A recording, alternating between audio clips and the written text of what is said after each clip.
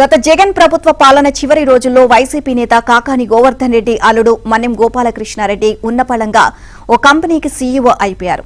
అదే రోజు కోట్ల రూపాయల విలువైన సీజేఎఫ్ఎస్ భూములు కారు చౌకగా ఈ కంపెనీ పరమయ్యాయి. కాకాని నెల్లూరు జిల్లా సర్వేపల్లి ఎమ్మెల్యేగా వ్యవసాయ శాఖ మంత్రిగా ఉన్న రోజుల్లోనే ఇవన్నీ జరిగాయి.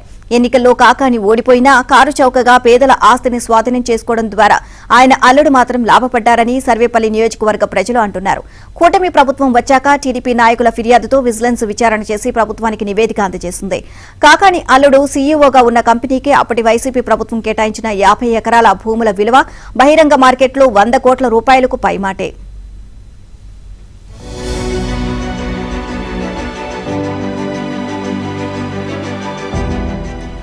సర్వేపల్లి నియోజకవర్గం వెంకటాచలం మండలం పరిధిలో కృష్ణపట్నం పోర్టుకు అతి దగ్గరలో ఆ భూములు ఉన్నాయి. వైసీపీ నేత కాకాని సర్వేపల్లికి 5 ఏళ్ల పాటు ఎమ్మెల్యేగా పనిచేశారు. ముఖ్యంగా గడిచిన 5 ఏళ్లు ఎమ్మెల్యేగా కంటే ఓ రాజులాగా నియోజకవర్గం మీద పెత్తనం చెలాయించారు అనేది అక్కడి ప్రజల అభిప్రాయం. నియోజకవర్గంలో ఆయనకు తెలియకుండా ఎవరికీ సెంటు భూమి పట్టా ఇవ్వడానికి వీల్లేదు. అధికారులు తమ అధికారాలను స్వతంత్రంగా వినియోగించుకునే హక్కు కూడా లేదు.